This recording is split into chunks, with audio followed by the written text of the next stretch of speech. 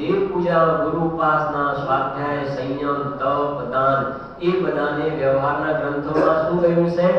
અમૃત કુંભ કહ્યું છે. તમે કેમ ના પાડો છો? ભાઈ વાત એ છે કે એ તો અશુભની અપેક્ષાએ એને કહ્યું, પણ પરમાર્થી જોવામાં આવે, ખરેખર જોવામાં આવે,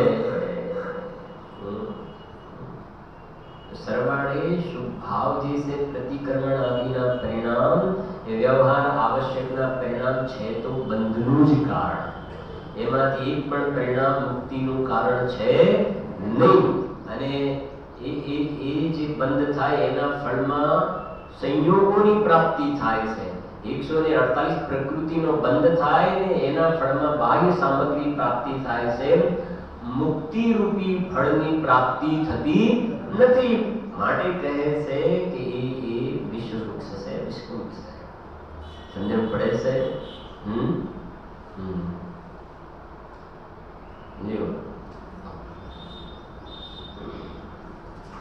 અને એને બરાબર સમજવું જોઈએ ભાઈ, વ્યવહાર અને વિષયને. હવે તમે જરા કાઢો 230 કળશ પર આવો જરા. 230 કળશ पेज नंबर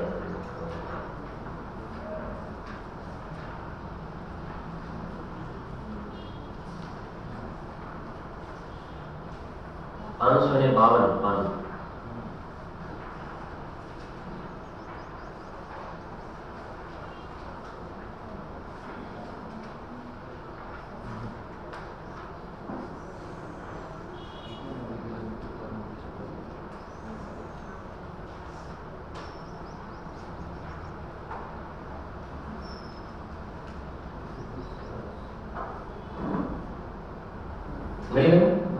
230 कलश जो है ना पर अथ सकल कर्म फल संन्यास भावना नाटयति. संन्यासनी भावना नचावे છે સમસ્ત કર્મના ફળથી. લેજો વિગલંતુ કર્મ વિશતરો ફલાનિ મમ મુક્તિમંતરેણેવ સંચિતેમાચલમ ધન્યવાત્માનમાત્માનમ. કૌંસમાં લખી શ્લોકાર્થમાં સમસ્ત કર્મ ફળના સંન્યાસ ભાવના કરનાર કહે છે કે કર્મ વિષતરુ ફલાની, કર્મ રૂપી વિષવૃક્ષના ફળ છે કે નહીં? વિગલંતુ, વિગલંતુ એટલે નિર્જીવી જાઓ. કર્મ વિષતરુ ફલાની મમ ભુક્તિ મંત્રેણેવ, મારા ભોગવ્યા વિના જ. વિગલંતુ એટલે ખરી જાઓ. શું? એ કર્મ રૂપી વિષવૃક્ષના ફળ, કર્મ વિષતરુ ફલાની. હું મારા ચૈતન્ય સ્વરૂપ આત્માને નિશ્ચલપણે સંચેતું છું, અનુભવ છે કે નહીં? નીચે ભાવાર્થમાં લખે છે, સમય દૃષ્ટિ કહે છે, જ્ઞાની કહે છે કે જે કર્મ ઉદયમાં આવે છે તેના ફળને ઉદયમાં આવે એને હું જ્ઞાતા દ્રષ્ટાપણે જાણું દેખું છું, તેનો ભોગતા થતો નથી. માટે મારા ભોગવ્યા વિના જ તે કર્મ કરી જાઓ. હું મારા ચૈતન્ય સ્વરૂપ આત્મામાં લીન થયો થકો તેનો દેખનાર જાણનાર જ હોઉં. છે કે નહીં? અને પછી એના પછી તરત જ 148 કર્મ પ્રકૃતિઓના નામ છે. સામેના પાના પર જુઓ. પહેલું છે ને એક મળ્યું ને, જો એક રોગ લખે છે, પછી 2 3 4 5 નીચે એકદમ 14 છે.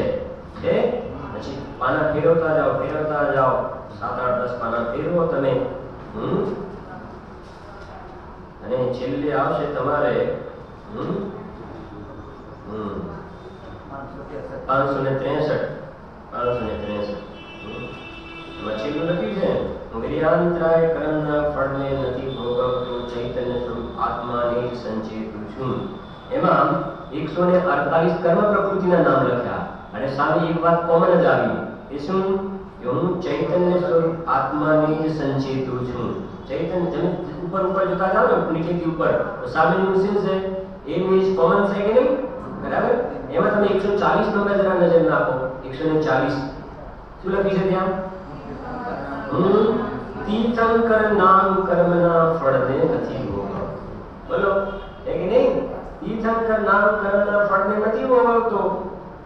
ચૈતન્ય સ્વરૂપ આત્માને જ સંચેતું છે.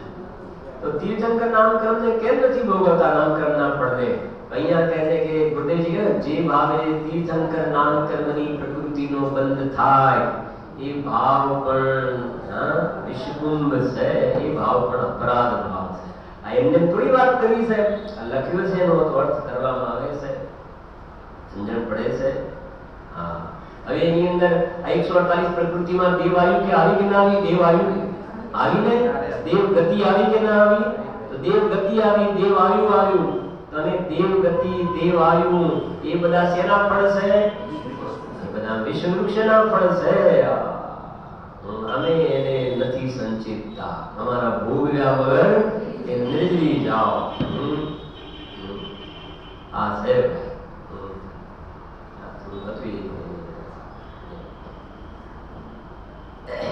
હવે નિયમ સારમાં જરાક આવો તમે. આવશ્યક અધિકાર તમને કહે ને, એક મિનિટ. આવશ્યક અધિકાર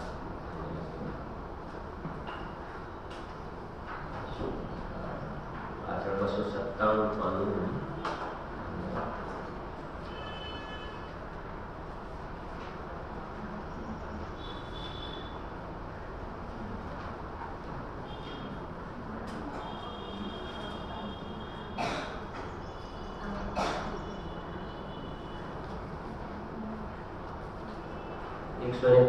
ગાથા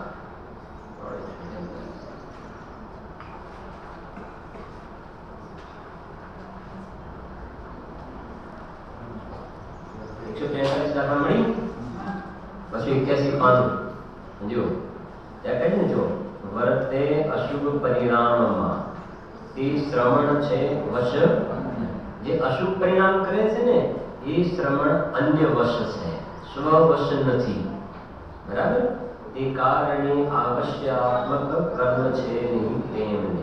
પછી પાછળ 144 સંયત રહી શુભમાં ચરે તે શ્રવણ છે વશ અન્યને. લો, અશુભમાં નહીં, શેમાં ચરે? શુભમાં ચરે. હા, શુભમાં ચરે. જે છ આવશ્યક કયા ને એમાં ચરે તે અન્ય વશ છે, તે કારણે આવશ્યકાત્મક કર્મ છે નહીં તેમને. અને તમે તો આવશે ત્યારે આવશે બધું. એને બધા નીચે આવશ્યક વગેરે લખ્યા છે, પણ એ બધા કહે છે એ વ્યવહાર આવશ્યક આત્માને નથી. એની વાત કરી છે ત્યાં આગળ બધી. પછી 145 માં જે ચિત્ત જોડે મળ્યું, જે ચિત્ત જોડે દ્રવ્ય ગુણ પર્યાયની ચિંતા વિશે.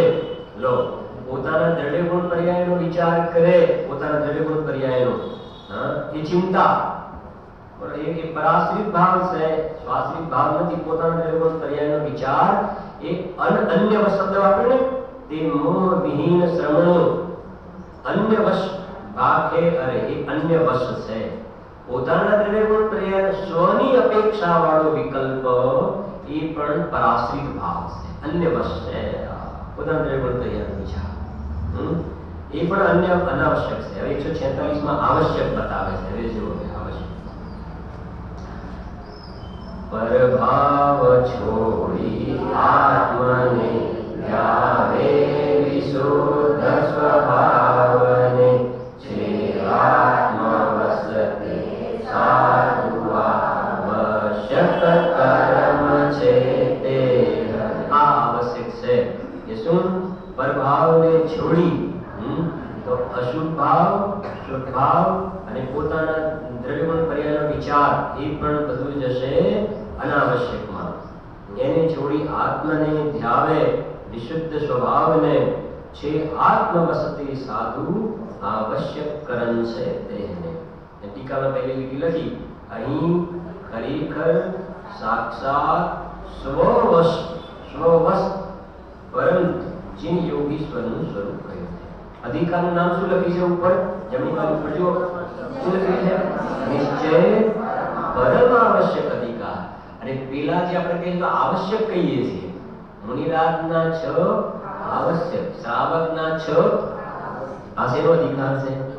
પરમ આવશ્યક. સમજ પડે છે કે નહીં? પેલા બધા આવશ્યક એ પરમ આવશ્યક નથી, એ તો વ્યવહાર છે.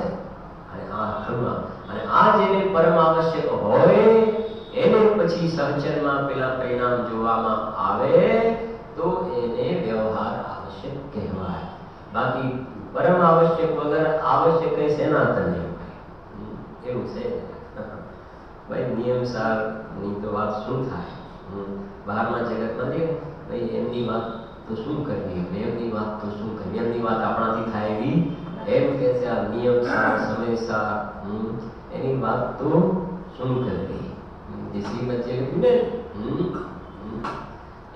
એને ઉપમા આપવાથી મારી બુદ્ધિનું માપ નીકળી જાય છે. શ્રીમદ સ્તુતિ લખીને જીનવાણી અનંત અનંત ભાવ ભેદથી ભરેલી જાણી અનંત અનંત નય નિક્ષેપે વ્યાખ્યાની છે. ઉપમા આપ્યા એને ઉપમા આપવાથી મારી મતિનું માપ નીકળી જાય છે. આની હું ઉપમા આપવા વાળો કોણ? આપણે બોલી છે ને જીનવાણી સ્તુતિમાં એક છે ને શું બોલી છે ને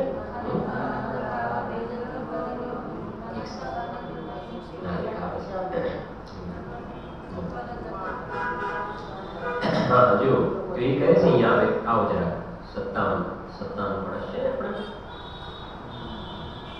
ऐसे सर्व कर्म रूपी पेज नंबर 80 सर्व कर्म रूपी विश्व वृक्षोથી ઉત્પન્ન થતા પછી શું લખ્યું જો નિજ રૂપથી વિલક્ષણ એવા ફળોને છોડીને આ બધા જે બહારના જે ફળ જે છે સામગ્રી પ્રતિકૂળ ને અનુકૂળ જે બધી સામગ્રી મળે છે શુભ અશુભ બંદગી અલ મજાર રતિ અરતિ કરે નિજ પદ વિસાર આજ્ઞાની આવું કરે છે અને જ્ઞાની ધર્માત્માને એ પ્રકારની ભૂલ હોતી નથી.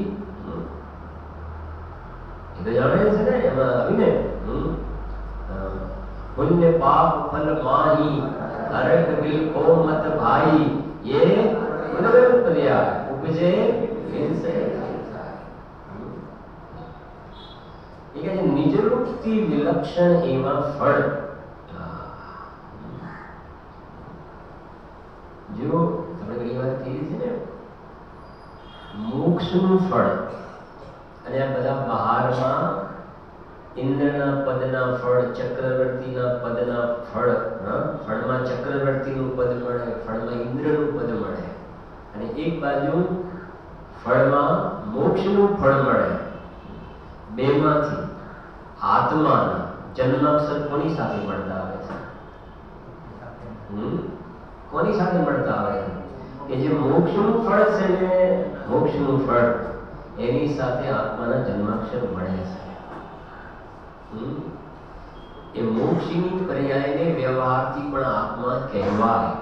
જે 38મી ગાથામાં કહ્યું ને ઉપાધિ અપરોપા તો આત્માને આત્મા ઉપાધિ તો કયા આત્માને આ જે મોક્ષની પર્યાયનો ઉપાદ થયો ને એમાં જાણનારો જણાયો તો મોક્ષની પર્યાયને વ્યવહારથી પણ આત્મા કહેવાય.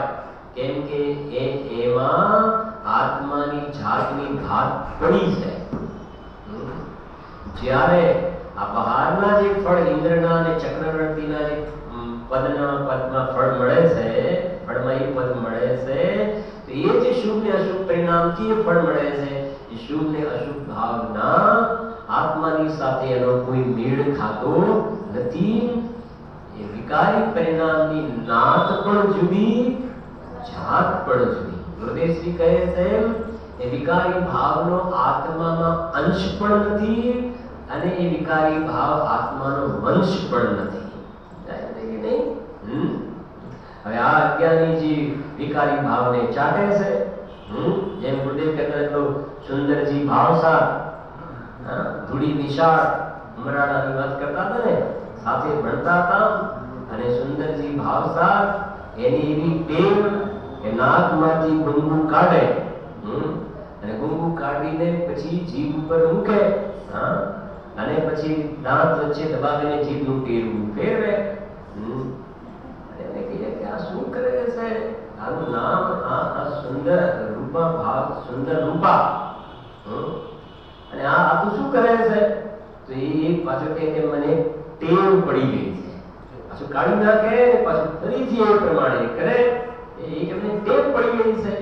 એમ આ શ્રી ગુરુ મોટે અવાજે લાઉડલી એ તમારે કહે સ્ટીરિયો મોટા અવાજે કહે છે કે આ શુભાશુભ ભાવ એ તો હલાહલ ઝેર છે, અશુચિ તો છે પણ ઝેર છે, છતાં અજ્ઞાની મિથ્યા દ્રષ્ટિ જીવ એ જેમ પેલો નામ સુંદર અને ગુંગાને ચાટે એમ તું આત્મા સુંદર ભગવાન અને તું શુભાશુભ ભાવના ગુંગાને ચાટે છે અને કે મને તો એમાં મજા આવે છે. તો ભાઈ તારી ભલી હોનહાર નથી, વાત તો સરવાળે છે.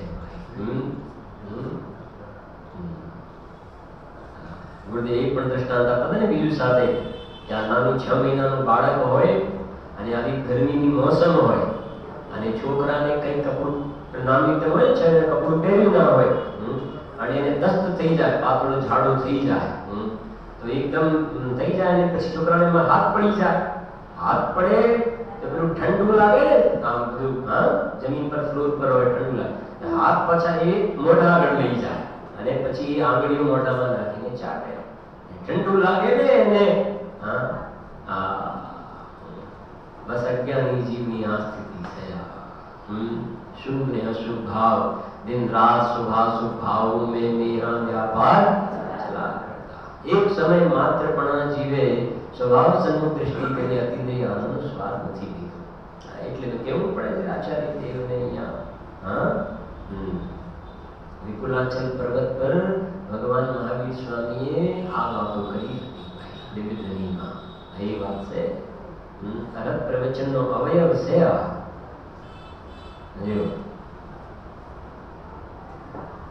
રાજગૃહમાં છે ને વિપુલાચલ પર્વત પર સૌથી પહેલી વાર દિવ્ય ધ્વનિ કરી 66 દિવસ પછી સૌથી પહેલી વાર આ વાત આવી ત્યાં. સર્વ કર્મ રૂપી વિશ્વ વૃક્ષોથી ઉત્પન્ન થતા નિજ રૂપથી વિલક્ષણ એવા ફળોને છોડીને જે જીવ હમણાં સહેજ ચૈતન્યમય આત્મ તત્વને ભોગવે છે તે જીવ અલ્પકાળમાં મુક્તિને પામે છે એમાં શું સંશય છે? જો આમાં શું કહેવાય, અમે ગેરંટી આપીએ છીએ કે વોરંટી આપીએ છીએ ને પછી પાછું ઘેર જઈને બગડી જાય કોઈ ના હોય તો તમને પીસ બદલી આપીએ, એવું બધું નથી. આમાં તો કે છે કે જે આ આત્માને અનુભવે છે ને હમણાં એને મુક્તિની પ્રાપ્તિ થાય ને થાય જ, એમાં શું સંશય, એમાં કોઈ ડાઉટ કે થશે કે નહીં થાય? ઘણાનો પ્રશ્ન હોય છે ને કે તમે આ બધું કહો છો, આમ તમે આત્માનો અનુભવ કરવા જઈએ અને અનુભવ ના થાય, આ છીપી જાય ને એ કશું ના થાય, બાબાના બે પગડ્યા જેવું થાય. અરે કહે છે કે તને આત્મા અનુભવ થાય ને થાય, કરવા માંગે તો અનુભવ થાય અને થયા પછી અલ્પકાળમાં તારો મોક્ષ થાય. એમાં કોઈ સંશય છે નહીં. જેમ મળદાને દરિયો ન રાખે, મળદું હોય એને દરિયો ન રાખે, બહાર ફેંકી દે, એમ એક વખત તને આત્માનો અનુભવ થયો તો સંસાર રૂપી દરિયો છે એ સંસાર સમુદ્રમાં તું નહીં રહે, તારો મોક્ષ મુક્તિ થઈ ગયો. અહીંયા એ કહે છે આકર્ષમાં કે આવા જે આત્માના નિજ સ્વરૂપથી વિલક્ષણ એવા જે બહારના ફળ છે એને છોડીને હમણાં જે આત્માને અનુભવે છે ને એ શબ્દ કે ત્રીજી લીટીમાં જેવું ભૂંગતે ધૂના એટલે હમણાં ભોગી રહ્યા, અધૂના એટલે હમણાં, ભૂંગતે એટલે ભોગી રહ્યા છે. ભૂંગતે ધૂના કોને સહેજ ચિન્મયમાત્મતત્વમ, હમણાં એ કોને ભોગી રહ્યા છે? સમજો, નિજરૂપથી વિલક્ષણ, નિજરૂપથી વિલક્ષણ એવા ઝેરના બધા ફળોને છોડીને, બીજું કહેવાય મુક્તવા ફલાની, મુક્તવા એટલે છોડીને, મુક્તવા એટલે છોડીને કે નિજરૂપથી વિલક્ષણ એવા સમસ્ત બહારના ફળોને છોડીને કે શું કરે છે? કોને ભોગવે છે? ભૂંગતેમ અધુના, હમણાં ભોગવે છે કોને? સહેજ ચિન્મય આત્મતત્વમ, સહેજ ચિન્મય એને ચિન્મય જ્ઞાન અને આનંદમય ચિન્મય આત્મતત્વમ, એમણે હમણાં ભોગવે છે પ્રાપ્નોતિ મુક્તિમ મુક્તિની પ્રાપ્તિ પ્રાપ્નોતિ મુક્તિમ અચિરાદિ અચિર ચીર એટલે લાભ ચીર અને અચિરાદિ તો કહે છે મુક્તિમ મુક્તિમ અચિરાદિતિ સંશયક તે અચિર ચીર એટલે લાંબો કાળ અને અચિર એટલે અલ્પકાળમાં અચિર એટલે અલ્પકાળમાં તો કહે છે કે જે હમણાં પોતાના આવા આત્માનો અનુભવ કરી રહ્યા છે એ જીવો અચિરેણ કાલેણ નહીં લાંબા કાળે નહીં અચિરેણ કાલેણ મુક્તિની પ્રાપ્તિ કરે છે એમાં સંશય એમાં સંશય ક્યાં છે સમજાય છે વાંચો કલશ આપો ફરીથી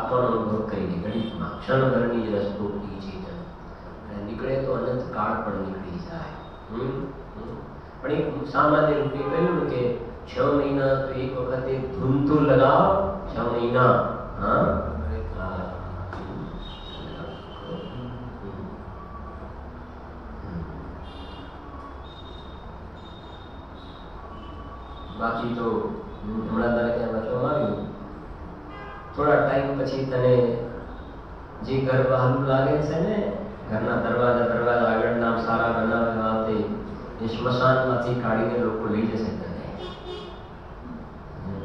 શું કહ્યું નહીં આવે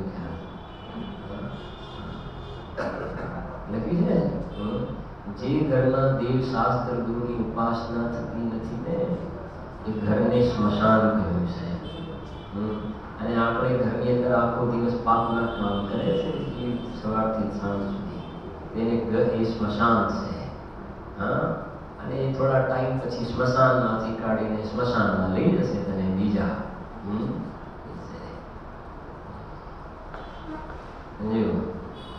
પછી આ જે ભાવ કર્યા એના ફળમાં પાછા ક્યાંક અવતાર થઈ જશે અને પછી ત્યાંથી નીકળવું અને મનુષ્ય કર્યા અને તેને કુલ 2-4 દિવસ પહેલા જ કર્યું હતું ને વાદીરાત મુનિરાતની વાત કરીને દુઃખોને યાદ કરે છે અને જો આજે ત્રિયંશી ગતિ આપણા ઘરે આગળ આવીને ગાય ભેંસ ઢોર વગેરે ઊભા રહે આ તમારી દુકાન આગળ ઘણી વાર કહે છે ને આપણી આંખમાંથી તો આંસુ ટપકે ને તો પહેલા તો ટપકે નહીં એનું ધ્યાન રાખે ટપકવું ના જોઈએ આંસુ ખુશ રહેવા જોઈએ ઘરવાળા બધા અને કદાચ આંસુ ટપકે એને લૂછવા વાળા પણ ઘણા હોય હોસ્પિટલાઇઝ કરે ને તો ડૉક્ટરને કહેવું પડે કે અંદર કોઈને આવવા નહીં મળે, કેટલા લોકો ખબર જોવાવાળા હોય. ઘડીકમાં એવી જગ્યાએ અવતાર થઈ જશે, જે પશુઓ વગેરેને કહ્યું ને, ગાય ભેંસ ઊંટ બળદ વગેરેની અંદર કે આ આંસુ જે બંને બાજુથી પડે છે, જીવન પર્યંત કોઈ આંસુ લૂછવા વાળું હોતું નથી. અહીંયા બે ધાર બની જાય છે. આગળ દુકાન આગળ નહીં તો ઊભા રહે ને ઢોર ઢાકર, તો ખાલી માલ ના જુઓ, ત્યારે કે પશુઓને પણ ધ્યાનથી જુઓ. એ કદાચ એ પૂર્વજો તો નથી આવી ઊભા રહે ને ત્યાં આપણા. હવે એ કહે છે એના આંસુ લૂછવા વાળા કોઈ નથી. અત્યારે એક માખ આ વ્યાખ્યાન દરમિયાન સમજો, એક માખ આગળ પાછળ ફરતી હોય, એક માખ પણ આમ આમ આમ કર્યા કરે કે ના કરે, એક માખ, અને એની પર કેટલી માખો બેઠેલી હોય છે? કેટલી ભાઈ નગીનભાઈ? કેટલી હોય છે ને એ પાછળ પૂંછ આગળ આગળ પાછળ કેટલી માખો જીવાત હોય. બોલો કોણ છે એનું લૂછવા વાળું? છે કોઈ? કોઈ ભાગ સડી ગયો હોય, શીંગડું તૂટી ગયું હોય, કેટલા કીડા પડ્યા હોય.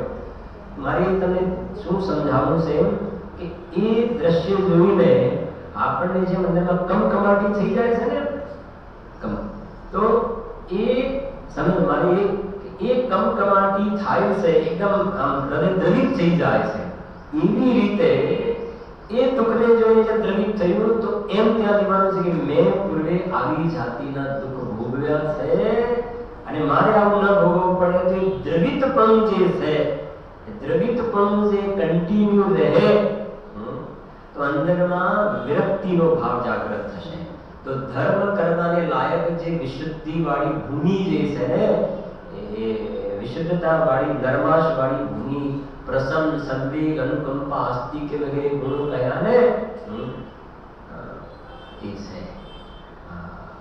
બાકી તો પછી બોલવું તો બોલાય તો કર્યું ભોગવે, આમ છે દંડા લઈને મારે, બીજી રીતે હેરાન જે છે. કેમ કે આ તો વાત એ શીખવાડશે, ગોળ કહેતા है जीव ना चाले, ये मार्ग से आप समझाए थे कि नहीं? लाकड़ी लेके मारवानो प्रश्न तो हाँ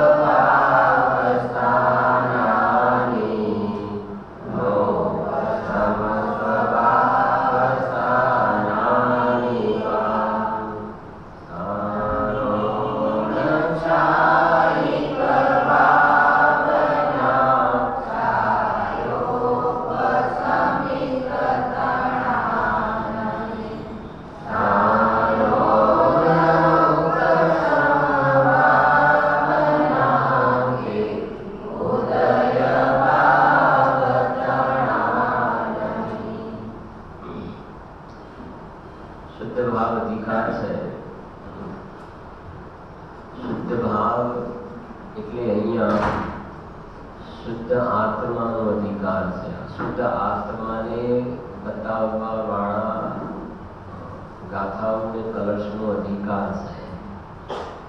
શુદ્ધ આત્મા, શુદ્ધ ભાવ કહેતા શુદ્ધ પર્યાય એવું અર્થ નથી.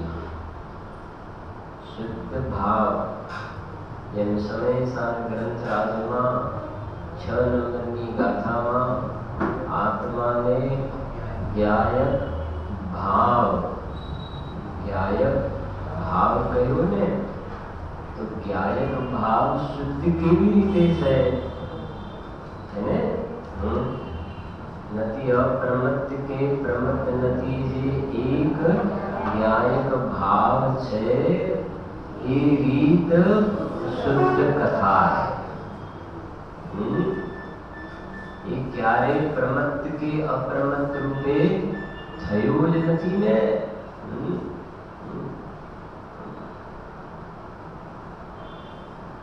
એ છઠ્ઠી ગાથામાં કહ્યું ઉપાસવામાં આવતો શુદ્ધ કહેવાય છે. શુદ્ધ તો છે જ, પ્રમત્ત કે અપ્રમત્ત રૂપે થયું નથી ને. એ રીત શુદ્ધ કથા. એ પર્યાય ભાવ રૂપે થયો નથી, પરદ્રવ્ય રૂપનો તો પ્રશ્ન છે જ નહીં. એ જ્ઞાયક ભાવનું જ નામ આ અહીંયા શુદ્ધ ભાવ કહ્યું છે.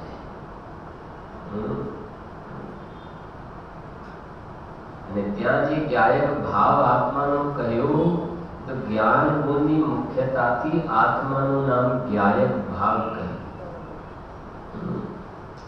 બાકી તો આત્મા અનંત ગુણોથી ભરપૂર ભરેલું છે. એટલે કેમ કે જિનાગમની અંદર જે આવે છે ને ભાઈ, શુભ ને અશુભ ભાવ એ બંધના કારણ છે.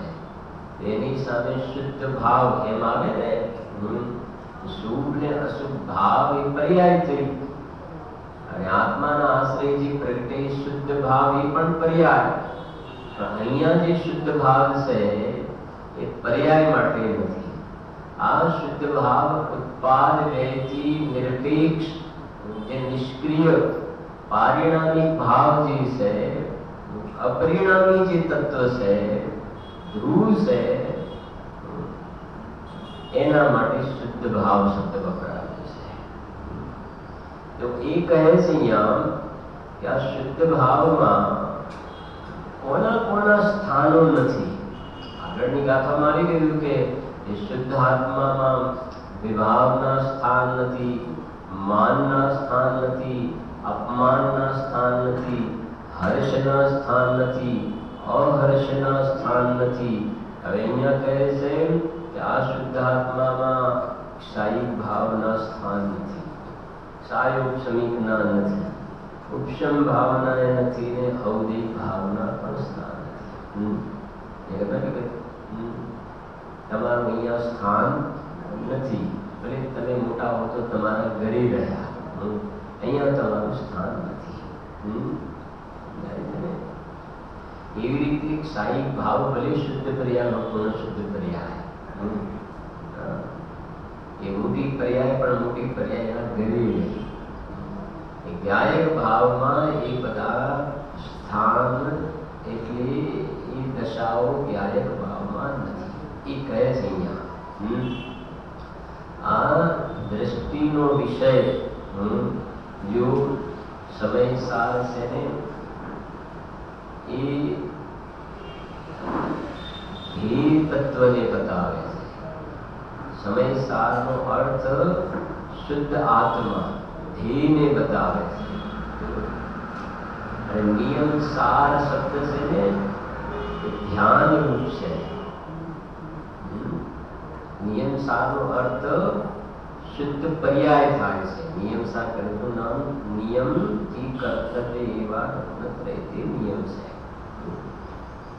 તો નિયમ સાર એ ધ્યાન રૂપ છે, અને સમય સાર એ ધ્યેય રૂપ છે.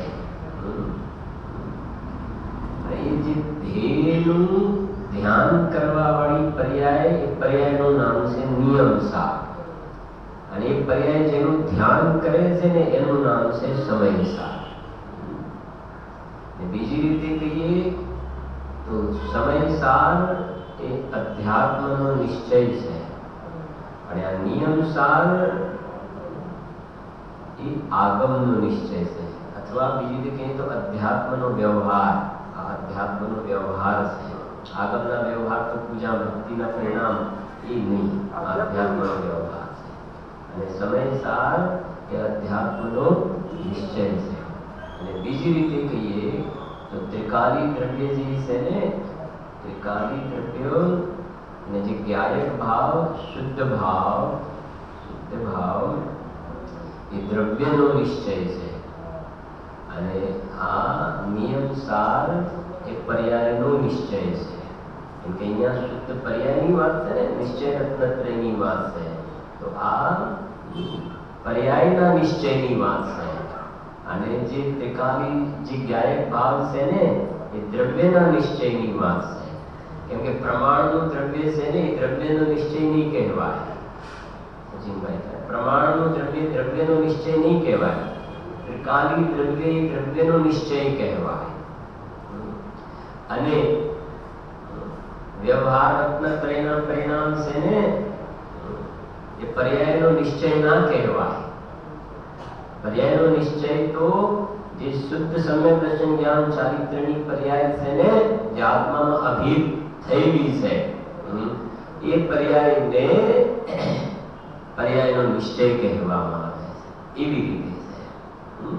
તો જો અહીંયા શું કહે છે, હા, પ્રમાણ નામ તો દ્રવ્ય ગુણને પર્યાય આખું દ્રવ્ય આવી ગયું છે. ઉત્પાદ વે દ્રવ્યુક્તમ સત દ્રવ્ય લક્ષણમ. સત દ્રવ્ય લક્ષણમ, દ્રવ્યનું લક્ષણ સત. તો કેવું કે ઉત્પાદ વે દ્રવ્યુક્તમ સત. તો એ ત્રણ ભેદ પડી ગયા ને. અને એ આખું દ્રવ્ય છે ગુણ પર્યાય દ્રવ્યમ. એ પ્રમાણ જ્ઞાનનો વિષય છે, એ શ્રદ્ધાનો વિષય નથી. શ્રદ્ધાનો વિષય જે દ્રવ્ય છે એ ત્રિકાલી દ્રવ્ય. અને આખું જે દ્રવ્ય છે ગુણ પર્યાય વાળું દ્રવ્ય, એ પ્રમાણ જ્ઞાનનો વિષય છે. હા, એ જ્ઞાનનો વિષય છે. સમજાય છે? હા, આ વ્યવહાર આગમનો વ્યવહાર છે. આગમનો વ્યવહાર છે.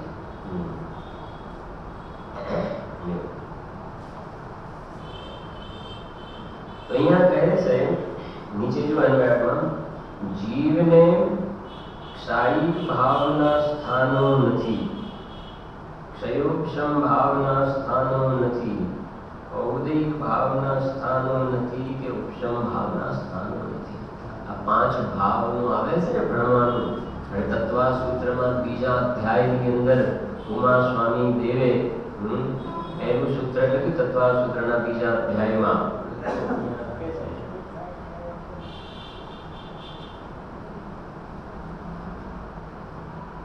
મુનિકુંદ આચાર્ય દેવના પટ્ટ શિષ્ય એના પછી થયા છે. એ અહીંયા તત્વા સૂત્રના બીજા અધ્યાયમાં પહેલું સૂત્ર લખે છે. અહીંયા લખ્યું, જો ઔપશમિક ક્ષાયિકો ભાવો મિશ્રસ્ય જીવસ્ય સ્વતત્વમ ઔદૈક પારિણામિકો ચ. આવી પેલા આવ્યું. હા, એ સંધિ તો કરવી પડશે ને બધી. શું કહે છે જો, ઔપશમિક ક્ષાયિકો બે થયા. ઔપશમિક ક્ષાયિકો ભાવો, પછી મિશ્રસ્ય. મિશ્રસ્ય એટલે ક્ષાયૌપશમિક, પછી જીવસ્ય સ્વતત્વમ, પછી ઔદૈક અને પારિણામિક. આ પાંચ ભાગ એ લખે છે જીવસ્ય સ્વતત્વ. આ બધા પાંચ ભાવો જીવનું શું છે? સ્વતત્વ. અહીંયા લખે છે જીવના ઔપશમિક અને ક્ષાયિક ભાવ અને તથા ઔદૈક અને પારિણામિક અને મિશ્ર તથા ઔદૈક અને પારિણામિક પાંચ ભાવો સ્વતત્વમ એટલે નિજ ભાવ છે, અર્થાત જીવ સિવાય બીજા કોઈમાં હોતા નથી. કેટલી સરસ વાતો છે. જો ખુલાસા કેટલા સરસ કર્યા છે રામજી દાદાએ. જો કે સમજો, અહીંયા લખે છે સ્વતત્વમ, કે પાંચ ભાવ એ સ્વતત્વ તત્વ છે નિજ ભાવ છે. અહીંયા કહે છે કે આ ચાર ભાવો જે છે ને એનું તો આત્મામાં સ્થાન નથી. સ્થાનોનક્ષાયિક ભાવના, આ સ્થાનો એને સ્થાનોનક્ષાયિક ભાવના ક્ષાયોપસનિક તણાની આ બધા સ્થાનો નથી નથી નથી. કોનામાં નથી? આ નથી નથી વાત તો બરાબર છે, પણ આ ભાવો કોનામાં નથી? તો એ કહે છે કે આગળ 38 નંબરની ગાથામાં જે કારણ પરમાત્મા ઉપાધિ અપણ અપ્પા જે બતાવ્યું ને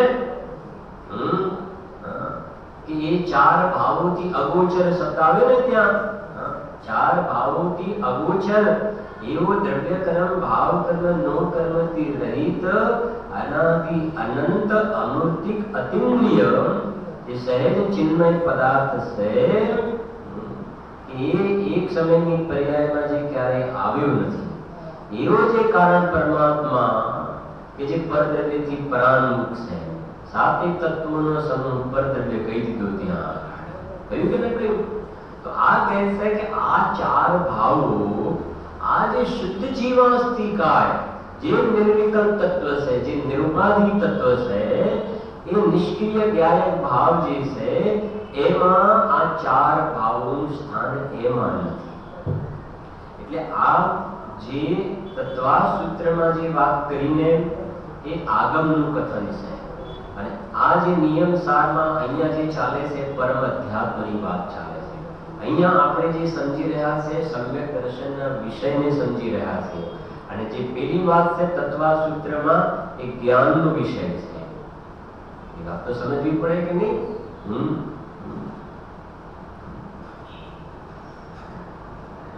આપણે પછી કહ્યું બજારમાંથી મગફળી લાવ્યા, આપણે મગફળી લાવ્યા તો મગફળી પછી મગફળીનું જ્ઞાન તો છે ને આપણને.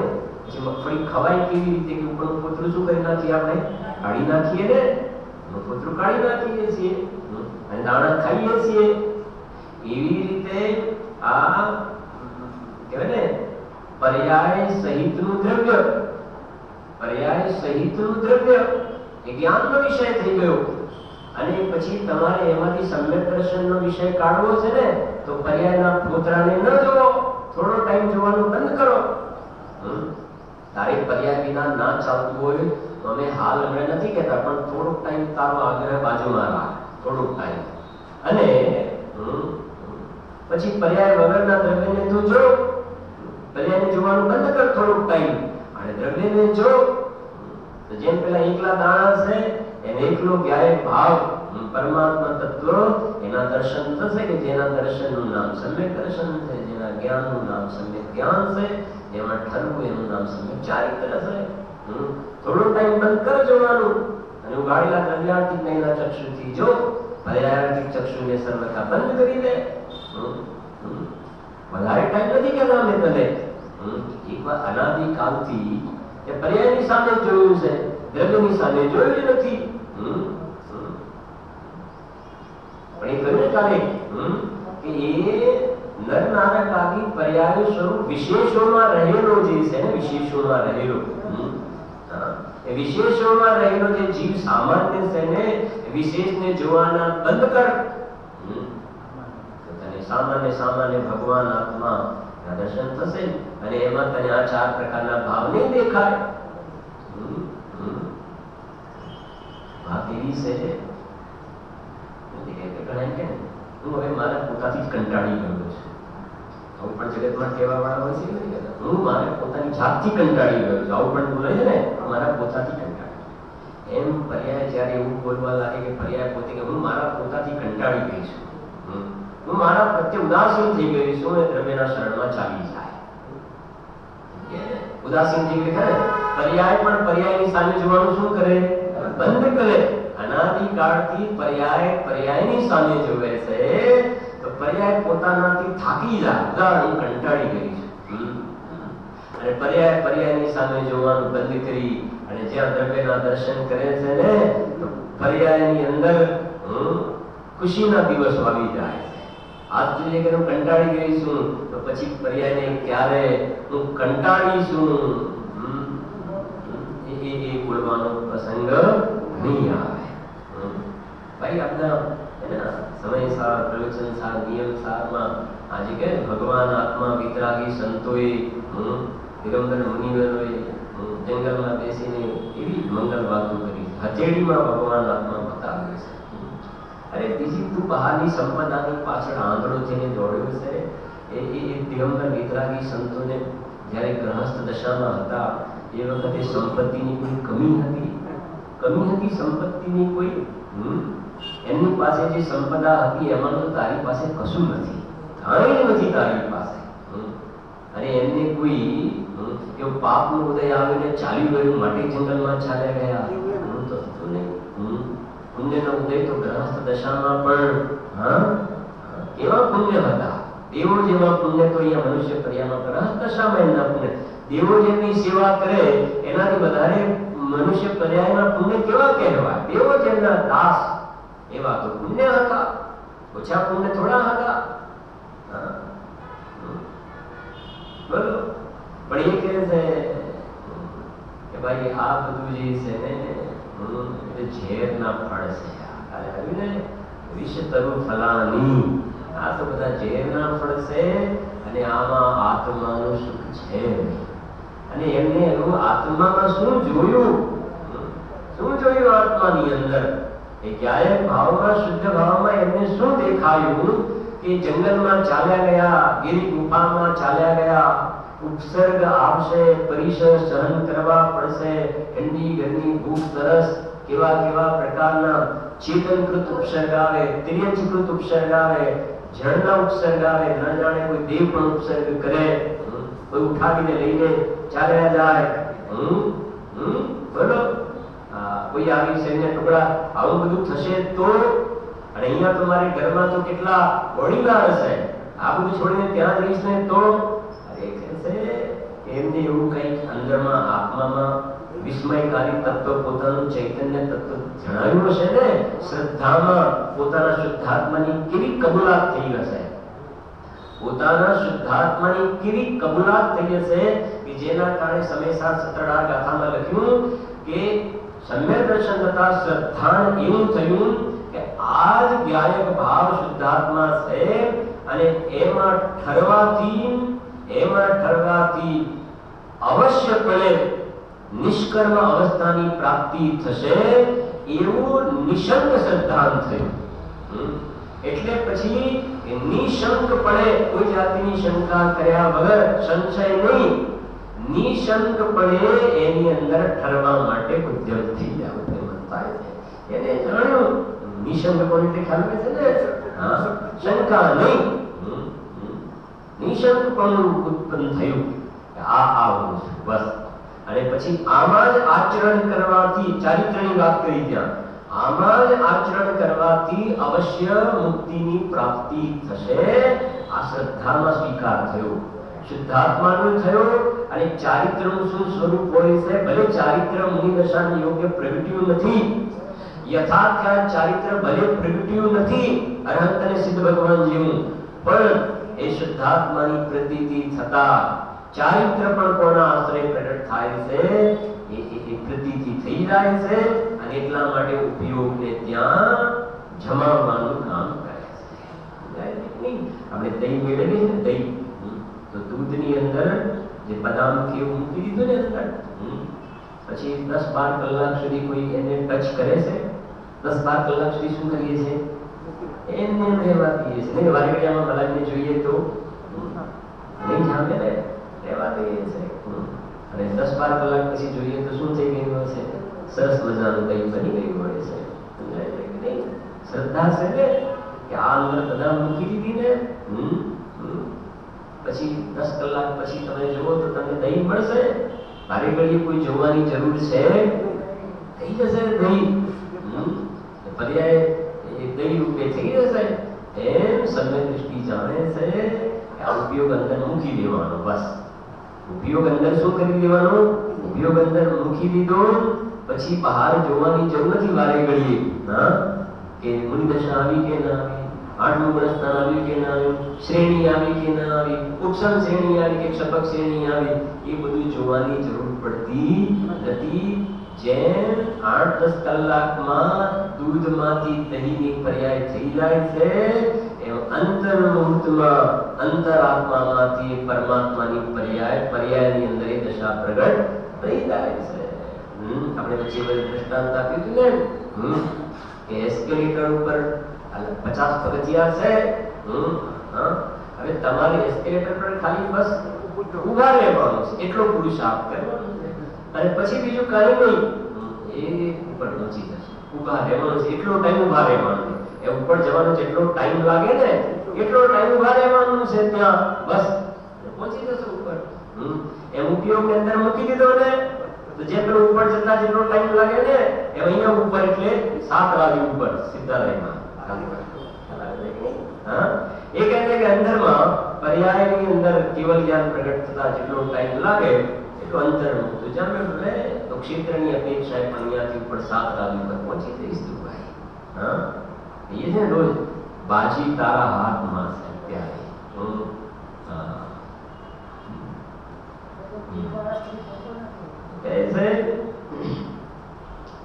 કે તત્વા સૂત્રમાં સમજો જે કહ્યું ને નિજ ભાવ કયો, તો રામજી દાદાએ જે સાથે ખુલાસો કર્યો કે અહીંયા એ 5 ભાવને સ્વતત્વ કહ્યા ને એટલા માટે કે બીજા દ્રવ્યોમાં આ નથી જોવામાં આવતા. કેટલી સરસ એક લાઈન લખી ને, એક લાઈન ખોલ્યા ને છેલ્લે આપણે, જો કદાચ એને સ્કીપ થઈ ગયું હોય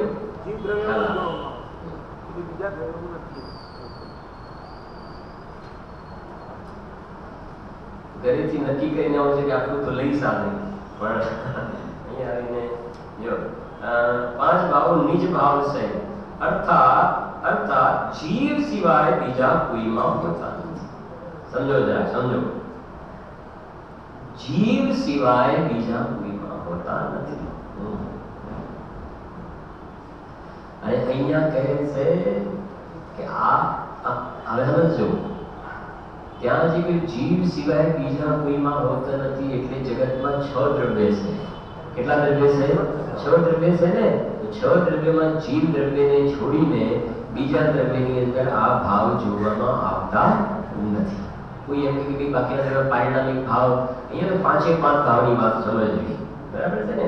બાકીના દ્રવ્યમાં આ ભાવ જોવામાં આવતા નથી, જીવ દ્રવ્યમાં જોવામાં આવે છે એટલે એને જીવ દ્રવ્યના સ્વભાવ નિજ ભાવ કહ્યા. એટલે જે આ તત્વા સૂત્રમાં વાત કરીએ પ્રમાણના દ્રવ્યની વાત કરીએ, એ પ્રમાણનો જીવ, પ્રમાણનો જીવ. અને એ ત્યાં જેમ કહ્યું ને તત્વા સૂત્રમાં કે જીવ સિવાય બીજામાં નથી.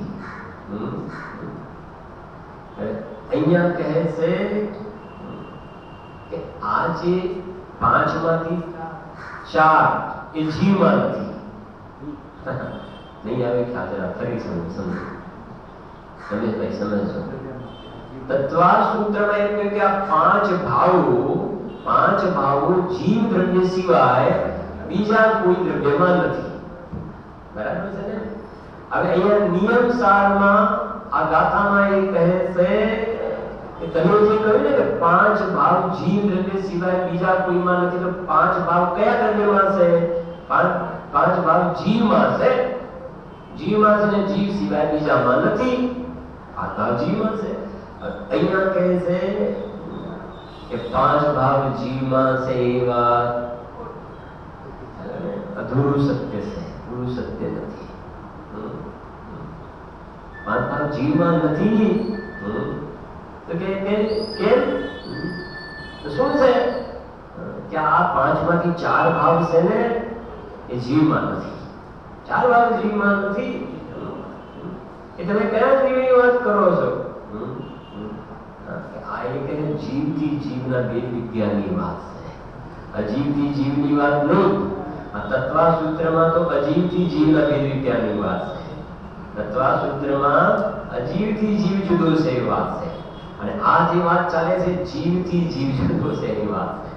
સમજ પડે ને? જીવથી જીવ જુદો છે. માને પર્યાય રૂપ જીવ છે ને એનાથી ત્રિકાળી દ્રવ્ય જે છે જીવ એ અલગ છે. આત્માથી આત્મા જુદો છે એની વાત છે. એ કહે ને આત્મા ને આત્મા ઉપાધિ છે, તો બે આત્મા થયા ને. જે આત્મામાં આ આત્મા જણાવ્યો એ પર્યાય રૂપ આત્મા, અને બીજો છે દ્રવ્ય રૂપ આત્મા. તો પર્યાય રૂપ આત્મા એ પર્યાય રૂપ જીવ અને પેલો દ્રવ્ય રૂપ જીવ. તો જીવ થી જીવનું ભેદ વિજ્ઞાન. સમજાય કે નહીં? જેમ એ આપણે તમારે મગફળી હોય તો બધી મગફળી એક સાથે લીધી હોય અંદર મગફળીમાં બીજા બધા મોટા માટીના કાંકરા ને મોટી માટીના ટેપા વગેરે એને મોટા મોટા તો અલગ કરી નાખે છે અને મગફળી અલગ કરી નાખે. વજનમાં એ બધું ન આવે ને. તો મગફળી એટલી અલગ કરી દીધી. પછી મગફળીમાંથી પછી દાણા પાછા શું કરવાના? જુદા પાડવાના. આ એવું થઈ ગયું. સમજી ગયા? ને તત્વના સૂત્રમાં વાત કરીએ મગફળીની વાત કરી અને અહીંયા જે વાત કરે છે એ દાણાની વાત પડે છે. આ આશ્રય કરવા યોગ્ય તત્વ છે. એ તત્વના સૂત્રના જ્ઞાનનો વિષય છે અને આ જે વિષય શ્રદ્ધાનો વિષય છે. એટલે શ્રદ્ધાના વિષયમાં કોઈ પણ પ્રકારની પર્યાયનો પ્રવેશ નથી. સ્ટ્રિક્ટલી પ્રોહિબિટેડ is આઈ જો બહુ સરસ છે. હવે પહેલા 5 ભાવના નામ આવડવા જોઈએ. જૈનમાં જન્મ્યો હોય જિંદગી પૂરી થઈ જાય પણ 5 ભાવના નામ જ ખબર ના હોય, 4 ભાવના 5 ભાવના નામ જ સાંભળ્યા ન હોય, પછી હવે જ્યારે અને કે અમે કુંદકુંદ ભગવાનના અનુયાયી છીએ, કુંદકુંદ દેવના અમે અનુયાયી છીએ, ભગવાન મહાવીર સ્વામીના અમે સંતાન છીએ. ભાઈ તું એમના સંતાન છો ને? કુંદકુંદ દેવે પહેલી ગાથામાં જમીને અનંત ઉત્કૃષ્ટ દર્શન જ્ઞાનમય જીન વીરનાથ મહાવીર ભગવાને નમસ્કાર કર્યા છે ને. આ એમને વાતો કહી છે. સાંજે તો ગુરુદેવ શ્રીનો અનંત ઉપકાર છે કે આ બધી વાતો જે છે ને. બાકી આ બધી લીટીઓના અર્થ કરવા એ જ્ઞાની પુરુષ સિવાય બીજા કોઈના કામ નથી. અર્થ કરવા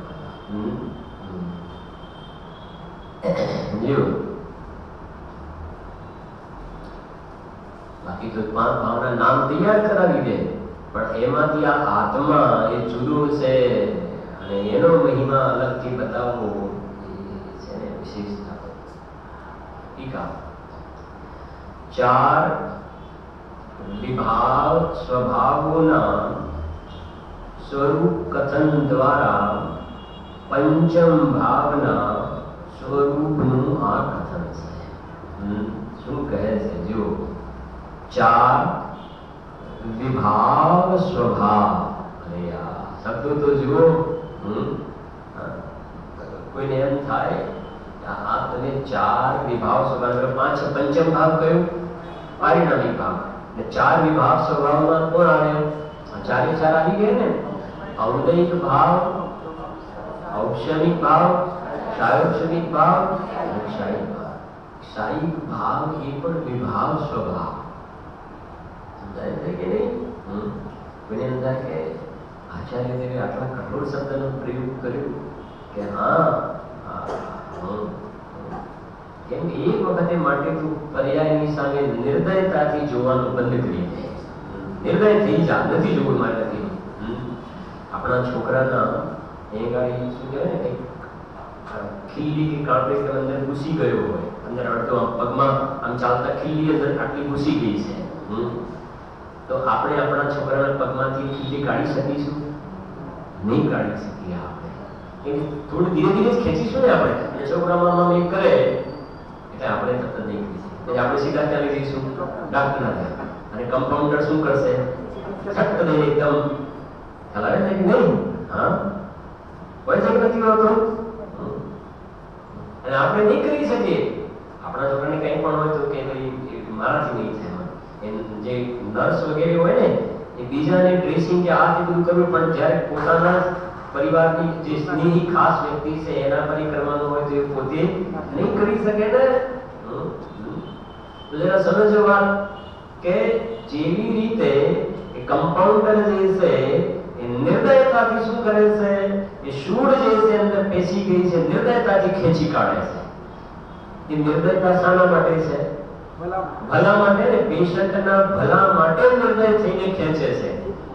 એ પેશન્ટે એકદમ આમ બૂમ પાડશે તો આજે પેલા હાડકું ખસી ગયું હોય, ખબર છે કે નહીં? એ તો બધાને જેને જેને એવા ઉદય આવ્યા છે એનો કોઈ થયો હશે, હાડકું ખસી ગયું પેલા ભાડકુંજા પાસે જાય, હા, અને બધાને ખબર પણ હોય છે કે પેલા વાતો કરાવે કે તમે ક્યાં રહેવાનું, તમે સાબરકાંઠાના છો, તમારી ભાષા પર કેવું લાગે છે, આપણને ખબર પડે કે વાતોમાં લગાડશે અને પછી પણ છતાં એ વખતે આપણે વાતોમાં એવા આવી જઈએ કે પાછા ભૂલી જાય, એકદમ આમ કરે ને એકદમ જોરથી બધું પાડે કે નહીં પાડે, બરોબર? હવે ગરીબ પગ બેસાડવાનો પ્રયત્ન કરો તો બેસાડી શકશો? નહીં બેસાડી શકો. હા, નિર્દયતાથી એ કહે છે એકદમ ઝટકો બોલાવે છે તો પેશન્ટના ભલા માટે. એમ અહીંયા કહે છે પર્યાયને જોવાનું એક વખત માટે નિર્દયતાથી એની સામે જોવાનું શું કરવું પડશે? બંધ કરવું પડશે.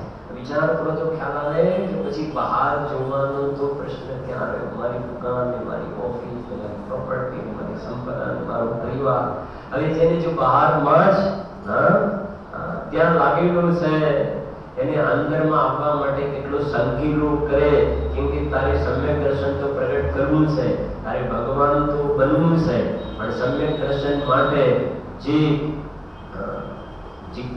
કહેવાય ને કિંમત આપવી જોઈએ, જે એના માટે પુરુષાર્થ, જે એના માટેનું જે વલણ હોવું જોઈએ, એવી જાતિનો તને પુરુષાર્થ નહીં હોય, કેમ કે ઉપયોગનો સંકેલોને અંદર લઈ જવાની વાત છે ને, બહારના તને રસ ચડ્યા છે અને તું પર્યાયમાં સમ્યક દર્શન જ્ઞાન ચારિત્રની પ્રાપ્તિ થઈ જાય, એવો કોઈ આલી દુવાલીનો માર્ગ નથી ભાઈ, એવો માર્ગ નથી. એના માટે જેમ એટલે ધંધા વ્યાપારમાં ઘડિયાળનો વ્યાપાર હોય અને 1000 રૂપિયા મને ઘડિયાળ પડી હોય ને હું કહું કે ભાઈ મને તમે 800 માં આપો, એ શું કહેશે? મને ના પોસાય, એટલામાં તો મને ઘરમાં મને નહીં પોસાય. એમ કે છે આ આત્મા પોષણમાં કોને આવે? એટલે 1000 ની જગ્યાએ 1100 આપતા કે લઈ જાય, એટલામાં મને પોસાય, એટલી કિંમત આપે ને તો પોસાય. એવી રીતે આત્માનો અનુભવ કરવા માટે એવા પ્રકારનો અંદરમાં રસ, પોતાનું હિત કરવાની જિજ્ઞાસા હોય, એટલી કિંમત આપે તો એને આત્માનો અનુભવ થવાની સંભાવના ઉપલબ્ધિ થઈ શકે છે. બાકી વાતોના વડા કરવાથી, વાતોના વડા એટલે ખબર છે, વાતો કરવાથી કે વડા આવા હોય ને વડા આમાં, વડામાં આટલો લોટ જોઈએ, આટલું તેલ જોઈએ, આટલું, વાતો કરવાથી વડા થોડા બને. વડા બનાવવા માટે વડા બનાવવા પડે, સમજે છે કે નહીં? એમ સમ્યક દર્શનની વાતો કરવાથી સમ્યક દર્શન થતું નથી. વાતો કરવાથી, ચર્ચા કરવાથી સમ્યક દર્શનના સ્વરૂપને સમજી શકાય છે વિકલ્પમાં, પણ સમ્યક દર્શન પ્રગટ કરવા માટે તો તું રૂચતા જગતની રુચિ, એક બાજુ દુનિયાથી એકદમ વિરામ લઈને અંદરમાં ઉપયોગને લઈ જાય તો થઈ શકે એવું છે ભાઈ. બાકી વાતો કરવાથી સમ્યક દર્શન થતા હોય તો સિદ્ધાલયમાં સંસારી કરતા સિદ્ધાની સંખ્યા વધારે હોય, ત્યાં 6 મહિનામાં 608 ના હોય, કેટલા ચાલે છે. એવું છે. સમ્યક દર્શનની વાત તો દૂર રહી જશે, મનુષ્ય પર્યાય મળવી પણ મુશ્કેલ થઈ જશે. તું તારા જીવનનું સ્ટડી કરે તો ખ્યાલ આવે. વાત તું સમ્યક દર્શનની કરે છે અને પાપમાંથી નવરાશ નથી તને. સમ્યક દર્શન તો રહી ગયું બાજુમાં ભાઈ. એવું છે. કેમ કે જે જીવોને આજથી સમ્યક તો થયા ને, એને આત્માને ઉપલબ્ધિ કરવાની કેવી તીખી તમન્ના હતી, જોતો ખરો તો ખ્યાલ આવે.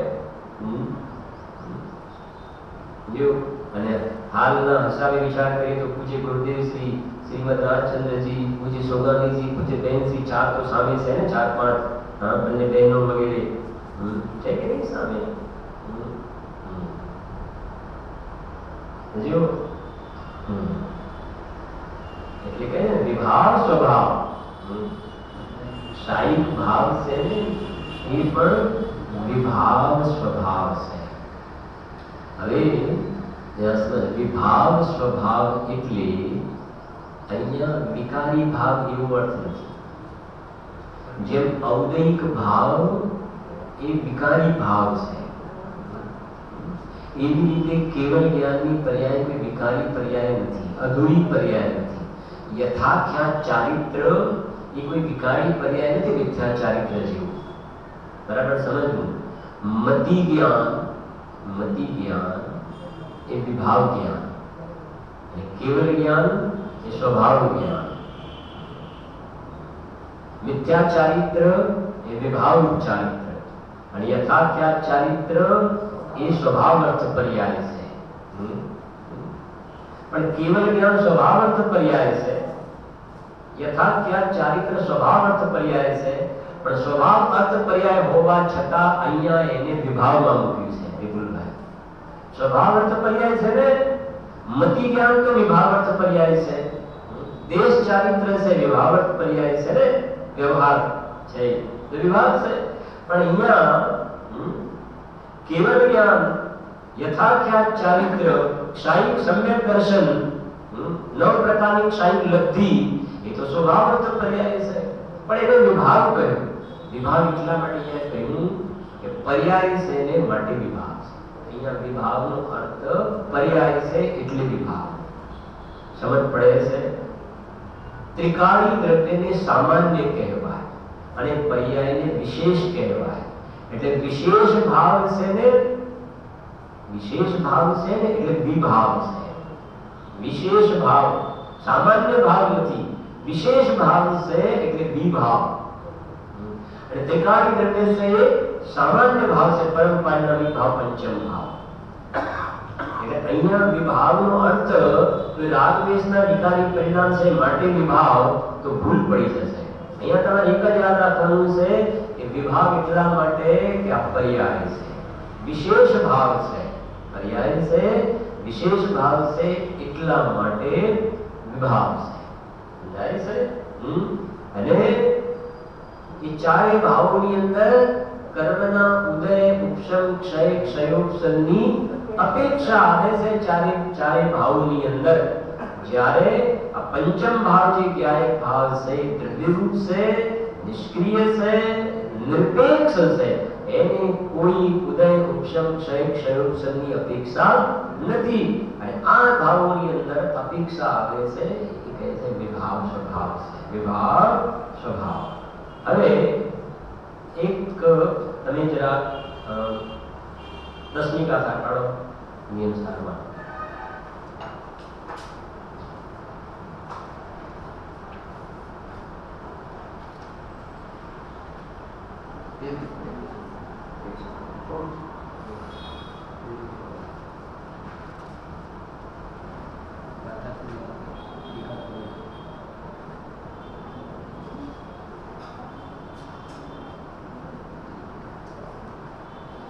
हाँ 25 પાનું જરા કાઢો ને. 25 પાનું બધું તો આપણે નથી લેતા, પણ તમને હું અત્યારે પહેલા બતાવું, પછી બીજા પ્રવચનમાં વાત કરીશું આપણે.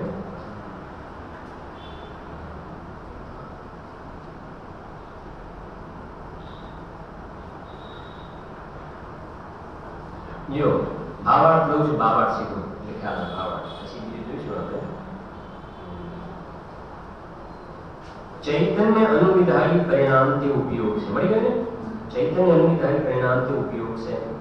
ઉપયોગ બે પ્રકારનો છે, જ્ઞાનોપયોગ અને બીજો દર્શનોપયોગ. જ્ઞાનોપયોગના પણ બે પ્રકાર છે. દર્શનોપયોગને ભૂલી જાઓ થોડો ટાઈમ. જ્ઞાનોપયોગના બે પ્રકાર છે. કયો? સ્વભાવ જ્ઞાનોપયોગ અને બીજો વિભાગ જ્ઞાનોપયોગ. હવે સ્વભાવ જ્ઞાનોપયોગના પણ બે પ્રકાર છે. વિભાગ જ્ઞાનોપયોગને ભૂલી જાઓ થોડો ટાઈમ, દર્શનોપયોગને ભૂલી જાઓ, વિભાગ જ્ઞાનોપયોગને ભૂલી જાઓ. હવે કોની વાત કરી રહ્યા છે? સ્વભાવ જ્ઞાનોપયોગ.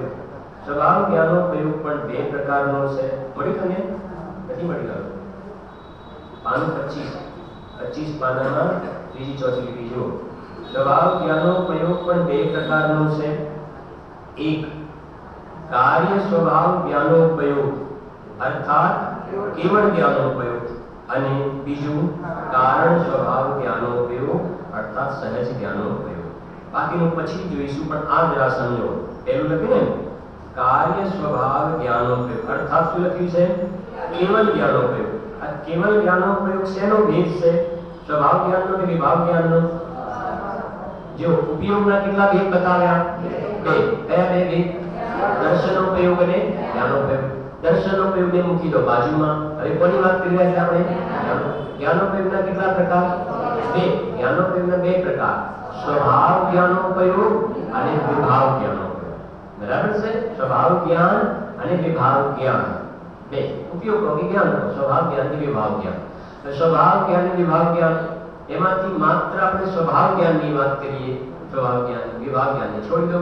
સ્વભાવ જ્ઞાનના કેટલા પ્રકાર બતાવ્યા? બે.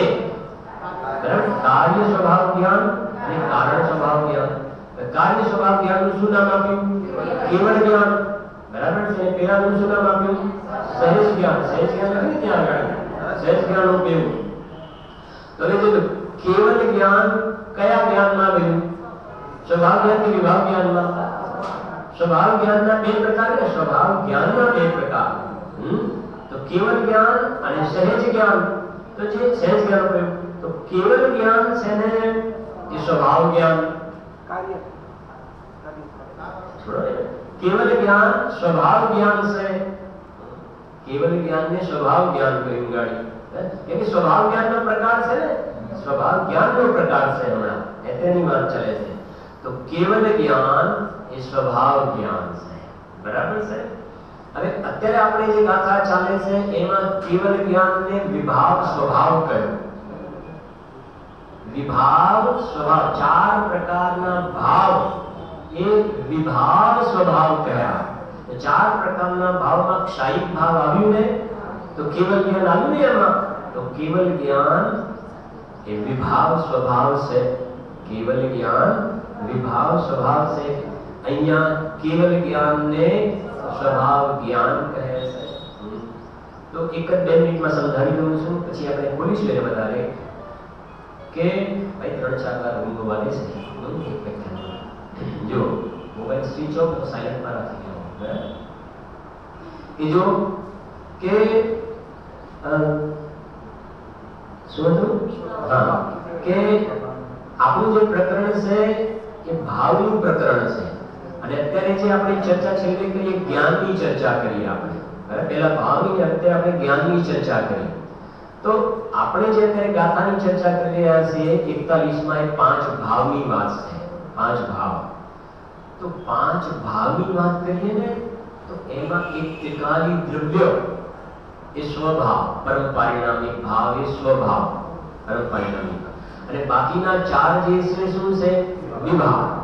એ દ્રવ્ય અને પર્યાયની વાત છે. એ 5 ભાવની વાત છે. અને આ 11 ની 10 ની બી ગાથા 10-11 ગાથામાં 5 જ્ઞાનની વાત છે. આ ખાસ તમારી 10-11 ગાથામાં 5 જ્ઞાનની વાત છે. અને 41 ગાથાની અંદર 5 ભાવની વાત છે. 5 જ્ઞાન ને 5 ભાવ પકડો એટલે ખ્યાલ આવી જશે. 5 ભાવની વાત કરીએ ને, તો પંચમ ભાવ એ સ્વભાવ ભાવ અને 4 ભાવ વિભાવ સ્વભાવ. વિભાવ સ્વભાવ એટલે વિભાવ સ્વભાવના કેવળ જ્ઞાન પણ કહ્યું ત્યાં ગાડી. અને આ 10-11 ગાથાઓ જે છે એની અંદર 5 જ્ઞાનની વાત ચાલે છે. 5 જ્ઞાન, 5 જ્ઞાન એટલે પર્યાયની વાત ચાલે છે. મતિ, શ્રુત, અવધિ, મદન, પ્રિય, કેવળ જ્ઞાન. 5 જ્ઞાનની અંદર વાત કરી રહ્યા છે ને, મુખ્ય રૂપથી પર્યાયની વાત કરીએ તો ત્યાં કારણ જ્ઞાનની પણ વાત છે. હવે એની બાજુમાં મૂકો થોડોક ટાઈમ કે 5 જ્ઞાન. તો 5 જ્ઞાનમાં મતિ જ્ઞાન, શ્રુતિ જ્ઞાન, અવધિ જ્ઞાન અને મનન, પ્રિય જ્ઞાન. તો આ 4 જ્ઞાનમાં કર્મના સદભાવની અપેક્ષા છે. અને કેવલ જ્ઞાનમાં કર્મનો સદભાવ નથી. એ વખતે સ્વભાવ નથી. કર્મ ખરી ગયું છે તો કર્મનો નિમિત્તનો સંબંધ નથી, નિમિત્ત નિમિત્ત સંબંધ ટળી ગયો છે. એટલે કેવલ જ્ઞાન પર્યાયને સ્વભાવ જ્ઞાન કહેવામાં આવે છે. સમજ પડે છે? સ્વભાવ જ્ઞાન એટલા માટે. હવે તમે સમજો તો ખ્યાલ આવશે. આ મતિ, શ્રુત, અવધિ, મનન, પ્રિય 4 જ્ઞાન છે ને, એ વિભાવ અર્થ પર્યાય. અને આ સ્વભાવ અર્થ પર્યાય. આ સ્વભાવ અર્થ પર્યાય. એ જ્ઞાનની વાત કરીએ તો સ્વભાવ અર્થ પર્યાય, અને ભાવની વાત કરીએ તો ભલે સ્વભાવ અર્થ પર્યાય, પણ છે તો વિશેષનું પડખું ને સામાન્યનું પડખું નથી. આ વિશેષ વાળું પડખું છે. એટલા માટે વિશેષ ભાવ છે, માટે વિભાવ સ્વભાવ છે. એ વાત